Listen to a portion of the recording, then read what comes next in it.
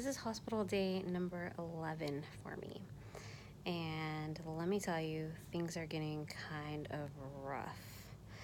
Homesickness kicked in overdrive yesterday.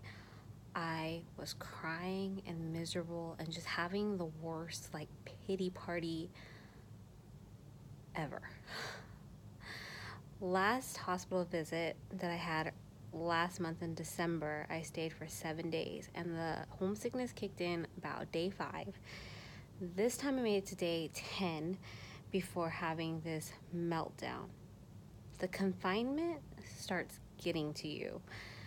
The fact that you can't open a window, that you can't leave the ward, that you can't go drive your car home or see your pet, or go to the lobby, or go to the cafeteria, or anything, warm up your food in the microwave, starts making you feel like you're in prison. And it's been really rough being here. So, let me back up. If you haven't watched my videos, I'll tell you that I have placenta previa and I have a placenta abruption, which has been kind of a new diagnosis for me. So let me tell you about that. At 21 weeks, I had my first bleed, and it was a light bleed. At 25 weeks, I had another light bleed, sort of like a light period when you're first starting out having one. Then at 28 weeks, I had a third bleed, and before that, I had some spotting also. So kind of 4 incidences of bleeding altogether. I have a high-risk doctor assigned to me who is really awesome, and he has decided that I need to be here through the duration of my pregnancy in the hospital on bedrest, modified bedrest. I can get up, I can walk around the ward, I can do things inside my hospital room, and I can go to the bathroom, but that's about it. So I can do some activity. I will be here until I give birth, and I will not be able to carry my baby past 36 weeks because after that, the risk is greater than the reward of him staying inside. It's just too risky for my life and for the baby's life. So you know that a placenta previa, and well, probably you know, a placenta previa is where the placenta is covering the cervix, and typically a placenta previa will resolve itself. If you have a complete previa, it likely does not resolve itself.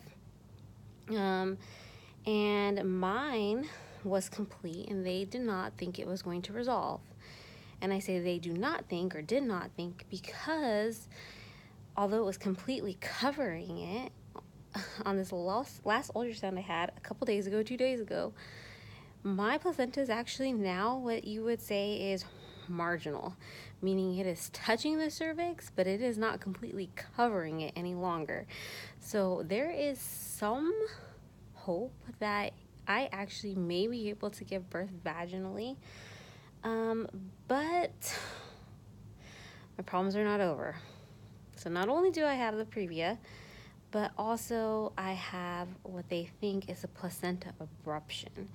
So my doctor has said that my bleeds have not been typical of a previa bleed. A previa bleed usually consists of blood running down the legs. He says that you can think of it as if you were turning on a faucet and there would just be lots of blood hemorrhaging, and that's life-threatening. But in my case, my bleeding has been light, and he thinks that I have an abruption. So an abruption is when the placenta is tearing away from the uterus wall. And he thinks one edge of my previa or my placenta is unstable, and that's what's causing the bleeding to happen. So this means that even though the previa is starting to resolve, or possibly may resolve, I will still have the abruption, and it's very dangerous because it can also cause hemorrhaging, but it can also continue to tear away from the uterus wall. And in that case, the placenta is the baby's lifeline. It is where it gets its blood and the oxygen from, and so if it continues to tear away, it could leave the baby into distress, which means that they could have to deliver him early. So I'm stuck here. So my last video got interrupted because they had to come in and do the vitals and all that stuff because I'm in the hospital. Very fun. I don't even know where I was beginning. I was saying I got really homesick because, my high-risk doctor who works under the high-risk doctor I'm seeing who's in charge of the whole department, he kind of gave me some news that I could possibly be going home because the previa had started to resolve and it was like marginally touching the cervix. But even though the abruption is like life-threatening, so he made that decision or told me that without the consent of the high-risk doctor I've been seeing, and he was wrong. So my high-risk doctor came in to see me the next day and was like, I apologize for him saying that, and basically cleared up that no, his plan of action is keep me here until I give birth. He basically said that we're going to try to get to 36 weeks if possible. And he kind of feels like the way that things have been going with me, that there's likely going to be something that pushes them over the edge to make them deliver my baby early. But he says he never bets on a pregnant woman and their body, and we'll see what happens. So I'm just hoping to get a healthy baby out of this. You know, I think before I used to always hear people say, like, I don't really care, like, about anything as long as the baby's healthy. And that was kind of just like a nice thing to say, you know, like I knew that people felt that way, but I thought it was kind of just like a cliche thing to say. But let me tell you guys, I feel that with everything, with all of me. I just want him to be safe, and every day that I'm pregnant, I celebrate. Every week that I meet is a milestone. And I cannot believe just how grateful I am to be in the hospital and be in a safe place, even though I'm complaining about it because it sucks. At the same time, being confined and feeling like you're in prison and losing your independence. But it's just the best thing. And I know it's the best thing for us. So on New Year's Day, I had a little bleed.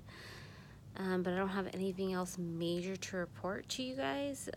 So that will be all for this update. And I don't think I said this, but I'm 30 weeks now and 1 day pregnant. And yep, trying to hang in there.